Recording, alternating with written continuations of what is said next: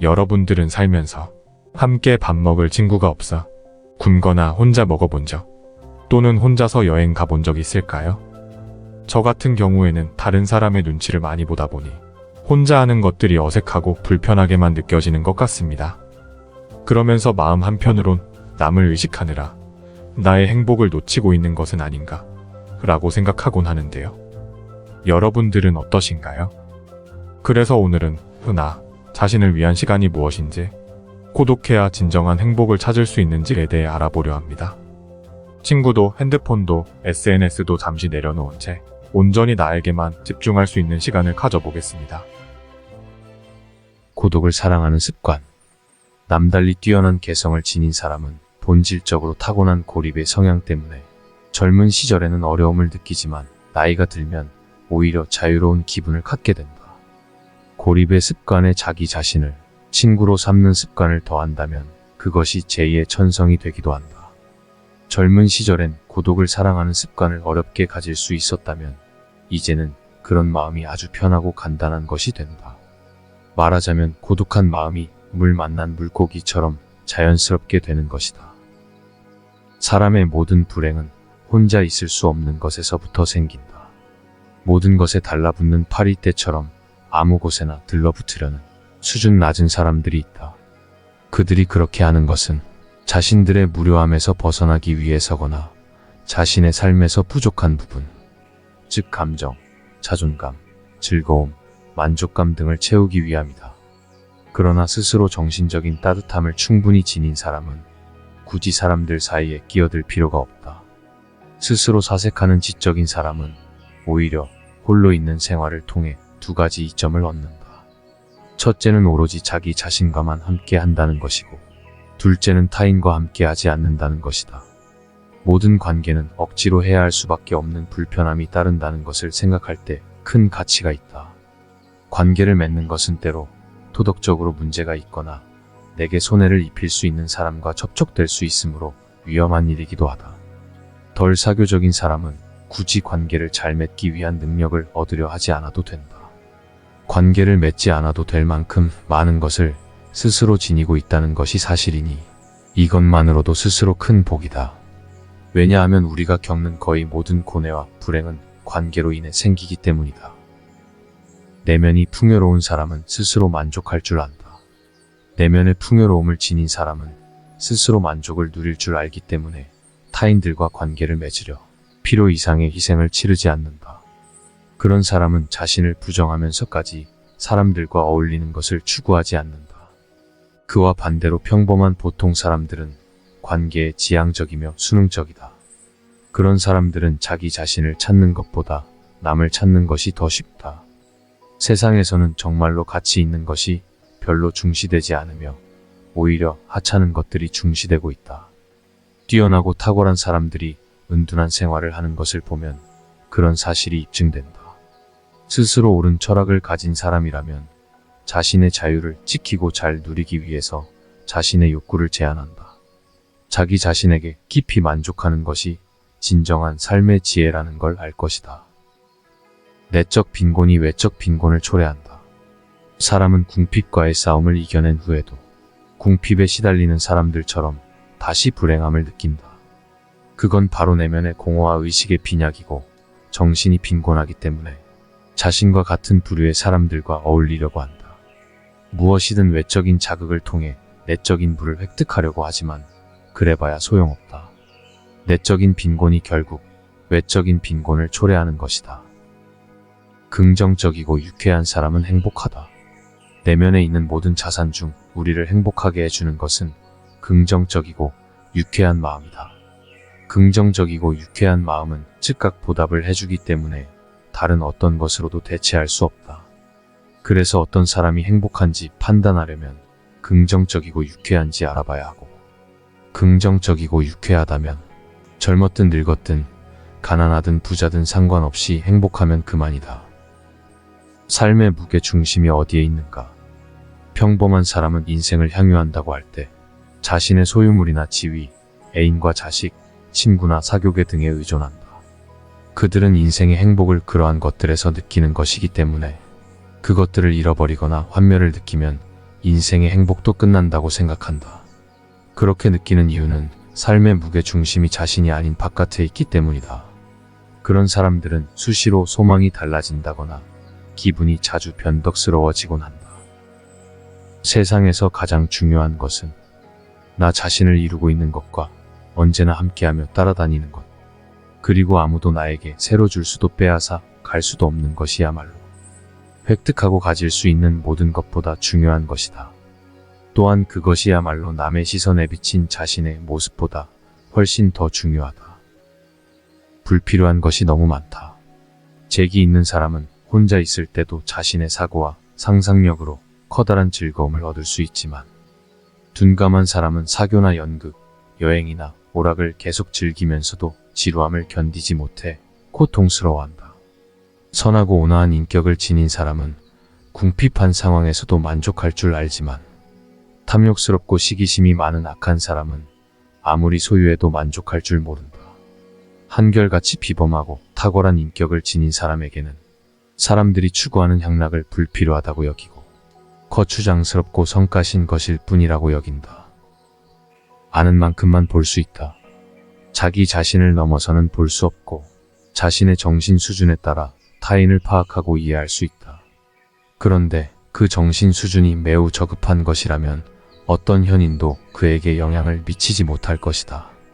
그런 사람은 위대한 현인에게 지닌 모든 기질과 성격의 결함을 감지하지 못해 그 사람을 그런 인물로 판단할 것이다.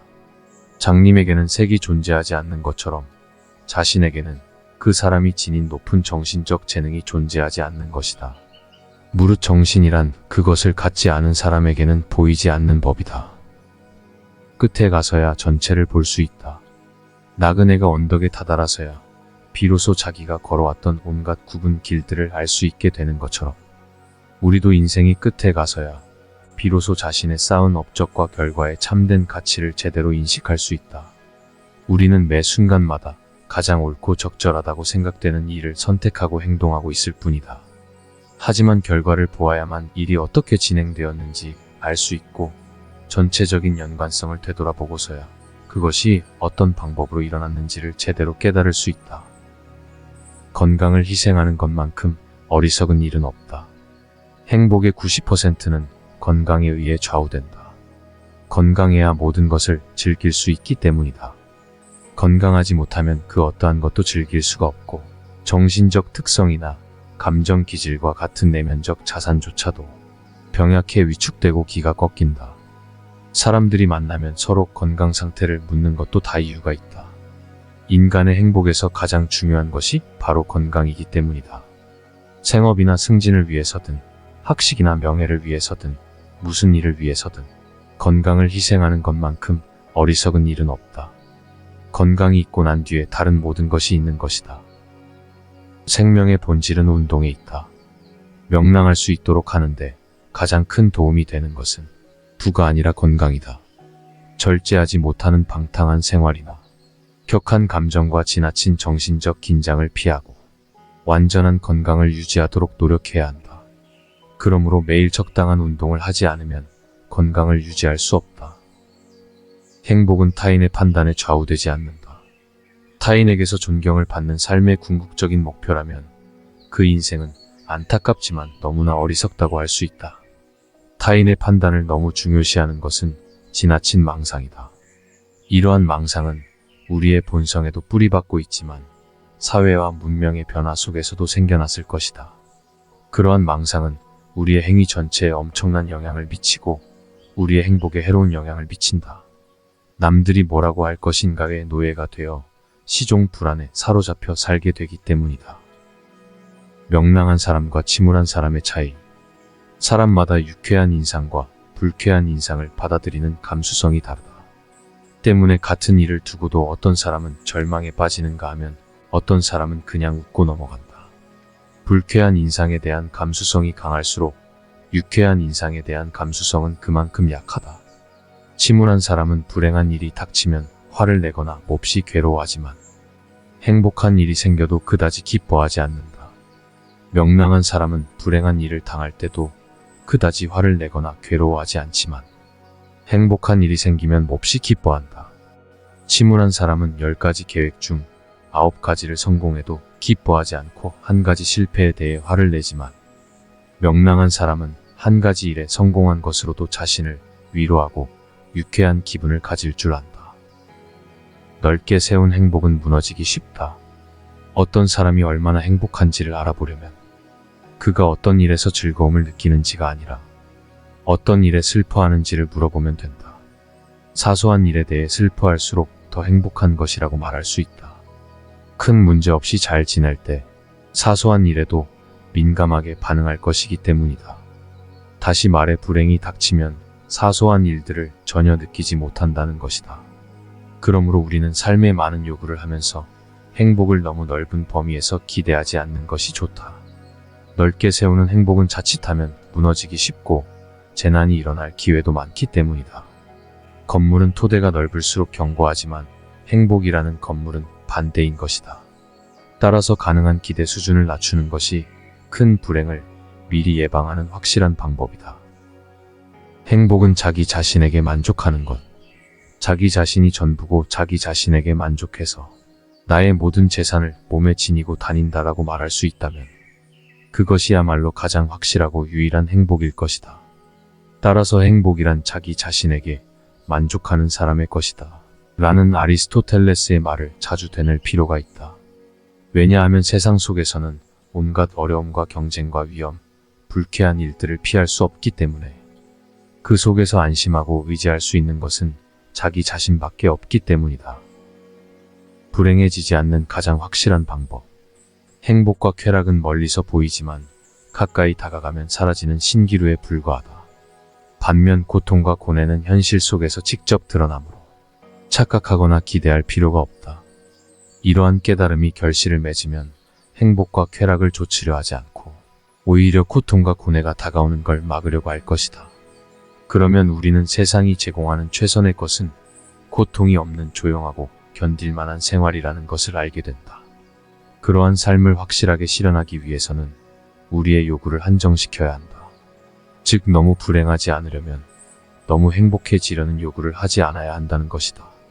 그것만이 가장 확실한 방법이기 때문이다. 나이에 따라 현재 색조가 달라진다. 우리는 평생에 걸쳐 현재만을 소유한다. 우리의 젊은 시절에는 펼쳐진 미래를 보고 마지막 시절에는 걸어온 과거를 본다. 우리의 성격은 변하지 않지만 기질은 변화를 겪으며 그때마다 우리 눈에 보이는 현재의 색조는 달라지게 된다. 나이의 성숙과 경험을 대신하는 건 없다. 정신적으로 매우 뛰어난 사람도 대화에서 결정적인 우세를 점하려면 적어도 40살은 되어야 한다. 정신적으로 뛰어나면 나이의 성숙과 경험의 결실을 능가할 수 있을지는 몰라도 결코 그것을 대신할 수는 없다. 그러나 정신적으로 아무리 평범한 사람도 나이의 성숙과 경험의 결실이 많으면 정신적으로 뛰어난 사람을 압도할 수가 있다. 추억이 점점 짧아지는 이유. 나이를 먹을수록 중요하지 않은 일들이 점점 더 많아진다. 즉, 가치가 있다고 여겨지는 일들이 줄어든다는 것이다. 반추하지 않으면 망각되고 점점 흔적도 남지 않게 된다. 더구나 불쾌했던 일들은 기억하고 싶지 않는 게 사람의 본능이다. 허영심에 상처를 주는 일은 더 그렇다. 그런데 전혀 잘못한 것이 없는데도 고통을 당하는 경우는 별로 없기 때문에 대부분의 일은 허영심에 상처를 준다고 할 수 있다. 우리의 추억이 그토록 짧아지는 이유는 이렇게 2가지 방식으로 추억이 떨어져 나가기 때문이다. 50세 전후에 걸작이 탄생하는 이유. 청년기에 얻는 지식은 대부분 불완전하고 단편적인 것에 불과하다.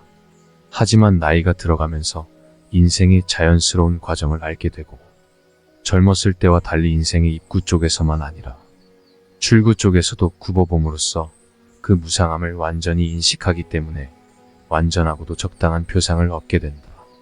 청년기에는 뛰어난 구상 능력과 얼마 안 되는 지식으로도 많은 것을 만들어낼 수 있는 반면 노년기에는 판단력과 철저함이 뛰어나다. 따라서 청년기에 이미 독자적인 인식과 독창적인 견해를 모아두었다 하더라도 나이가 들어서야 비로소 자신이 지닌 것들을 자유자재로 다룰 수가 있다. 대부분의 뛰어난 문필가들이 50살 전후에 걸작을 발표하는 것도 그 때문이다. 현재를 즐기는 것이 가장 현명한 지혜다. 우리 삶의 모든 순간은 단 한순간만 존재한다 뿐이고 그 다음엔 영원히 존재했다가 된다.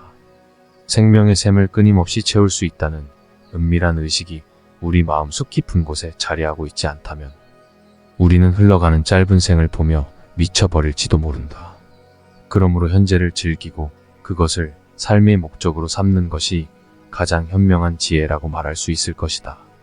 오로지 현실만이 실제하는 것이며 다른 모든 것은 단지 사고의 유의에 불과하기 때문이다. 하지만 또한 현재를 삶의 목적으로 삼는 것이 가장 어리석은 짓일지도 모른다. 다음 순간 더 이상 존재하지 않는 꿈처럼 사라져버릴 것을 추구할 가치가 없기 때문이다. 현재에 몰입하라. 동물은 현재에 온전히 몰입한다는 점에서 어쩌면 더 현명할지도 모른다. 그래서 우리 인간은 평화로워 보이는 동물을 보면서 걱정으로 불안에 시달리며 만족을 얻지 못하는 자신을 부끄럽게 여기기도 한다. 하지만 우리가 희망하고 기대했던 즐거움을 아무런 대가 없이 얻는 것은 아니다. 말하자면 희망과 기대를 통해 미리 만족감을 누려 실제로 즐거운 일이 와도 그만큼 맛을 덜 느끼는 것이다. 결국 희망이나 소망 자체가 우리에게 만족을 주는 정도가 훨씬 줄어들게 된다. 단 하루 단 한 번뿐인 삶. 오늘 현재의 삶을 즐길 수 있으려면 무엇보다 먼저 마음에 안정감이 있어야 한다. 오늘이라는 날은 단 한 번뿐이고 두 번 다시 찾아오지 않는다는 사실도 알아야 한다. 그런데 우리는 오늘이라는 날이 내일 다시 찾아올 것으로 착각한다. 내일 역시 두 번 다시 찾아오지 않는 또 다른 하루일 뿐이라는 사실을 언제나 인식하고 산다면 현재를 좀 더 가치 있게 평가하고 즐길 수 있을 것이다. 쇼펜하우어는 본인 스스로 자아 능력을 훈련해야 세상의 영향을 덜 받고 높은 질의 삶을 살 수 있다고 말합니다. 주변 사람들의 시선과 영향을 많이 받고 있는 우리 현대인들에게 필요한 조언인 것 같습니다. 오늘날 현대 사회에서는 아직도 혼자 있는 것을 좋지 않은 시선으로 바라보는 경우들이 있고 혼자 있는 것이 어딘가 부족한 사람으로 보고 제대로 된 사회생활을 할 수 있는지 의심을 하곤 합니다. 남의 시선으로 인해 나 자신을 억지로 남에게 맞추며 사람과 어울리려 애쓰기도 하죠. 하지만 여기서 말하는 쇼펜하우어는 인간이 혼자 있지 못하기 때문에 불행하다고 말합니다. 다른 사람을 눈치 보고 신경 쓰는 것은 내 인생을 제대로 살지 못하는 것이고 외부 환경에 집중할수록 나의 내면의 마음과 정신을 가꾸지 못해 행복한 삶과 점점 멀어진다는 것입니다. 나의 내면을 볼 수 있는 시간은 결국 고독할 때 만날 수 있고 그 내면은 내가 만들어내야 합니다. 그러면 무엇이 나를 행복하게 할 수 있는지 알게 될 것입니다. 이 시간 이후 나 자신과의 대화를 더 깊이 시작하는 계기가 되길 바라보며 우리 모두가 다른 사람들이 아닌 나 자신으로부터 자유로워지는 순간을 맞이하기를 응원하겠습니다.